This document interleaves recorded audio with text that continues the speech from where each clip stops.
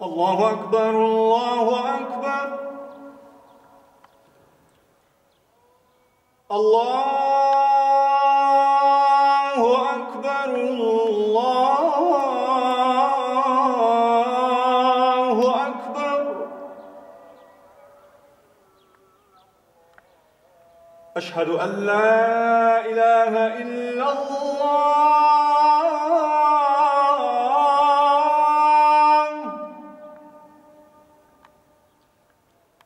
Eşhedü en la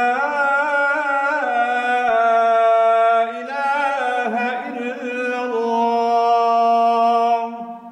Biz hem Diyanet Camiası hem bir Müslüman olarak hem bir din görevlisi olarak İzmir'de ezan sistemine müdahale ederek İtalyan müziğini çalıp bu işlemi yapanlar kesinlikle dinimize, bizlere, 1,5 milyar Müslümana bir saygısızlık değil, tamamen bir hakarettir ve bir fiziki müdahaledir. Bunu yapanların bir an önce bulunup devletimiz tarafından mahkemelere çıkartılıp en ağır şekilde bu kişilerin cezalandırılmasını istiyoruz. Ayrıca bu işlemi yapanların sosyal medya üzerinden bu işleme destek veren kişiler hakkında da bir an önce faillerin bu şekilde bulunup onların da cezalandırılmasını istiyoruz. Bunu yapanlar nasıl ki Peygamber Efendimiz sallallahu aleyhi ve sellem dönemindeki Ebu Cehiller Kur'an okunduğu zaman kulaklarını tıkayıp tenekeler çalıp İslam'a hakaret edenlerle geçmişte camilerimizi ahıra çevirenler ve bugün bu şekilde ezana hakaret edenler, bunlar onların torunlarıdır. Bu şekilde bunlar İslam'a ve Müslümanlara büyük bir hakaret etmiş bulunmaktalar. Bunu biz Diyanet Camiası olarak, Diyanet Sen olarak bunu kınıyoruz ve bir an önce savcılarımız tarafından bunu yapan kişiler faillerinin bulunup cezalandırılmasını istiyoruz. Bu zihniyet kesinlikle dış güçlerle birlikte kendilerine bu gücü dış güçlerden alıyorlar. Biz Müslümanlar da cesaretli olmamız lazım artık.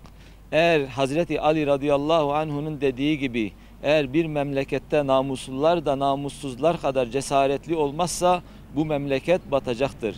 Nasıl ki bunlar bu şekilde alanen fiziki bir şekilde dinimize, şiarlarımıza, ezanımıza, camilerimize hakaret ediyorlarsa bizler de bir an önce artık bunlara dur dememiz lazım. Tabii ki bunu yapınca da kanunlar çerçevesinde bunlara başka şekilde prim vermeyecek şekilde kanunlar çerçevesinde bunu mahkemelerimizle, hakimlerimizle ve savcılarımızla birlikte yapmamız lazım. En güzel örnek Peygamber Efendimiz sallallahu aleyhi ve sellemin hayatını örnek alarak artık bu şekilde dinimizi biz kendimiz Kur'an'a göre yaşamalıyız ve Peygamber Efendimiz sallallahu aleyhi ve sellemin çizgisi doğrultusunda biz bu dinimizi güzellikle bu kardeşlerimize anlatmalıyız. Çünkü bunu yapanlar kesinlikle cahil kişilerdir ve onları bu şekilde kışkırtanlar dış güçlerdir. Dış güçlere de buradan sesleniyoruz. Kesinlikle biz devletimizde Kürdüyle, Türküyle, Lazıyla, Arabıyla, Çerkeziyle biriz. Bizleri asla birbirimize kırdırtmayacaksınız. Değerli şairimiz, milli şairimiz Sayın Mehmet Akif Ersoy'un dediği gibi şu ezanlar ki şehadetleri dinin temeli, ebedi yurdumun üstünde beni inlemeli şiarıyla bu ezanları hiçbir şekilde İslam beldelerinden, İslam devletinden ve özellikle de devletimizden hiçbir şekilde bu ezanları susturamayacaksınız. Zafer elbette İslam'ın ve Müslümanların olacaktır. Merkezi sistemin özellikle 28 Şubat sürecinde çıkmış bir sistemdi. Bu sistemin bazı yerlerde gerektiği kanaatindeyiz. Fakat artık bu merkezi sistemin her yerde merkezi sisteme bir son verilmesi lazım. Müezzinlerimizin artık direkt ezanları okuyup ve bu şekilde bu tür siber saldırılara karşı da geçmiş olacağımızın kanaatindeyim.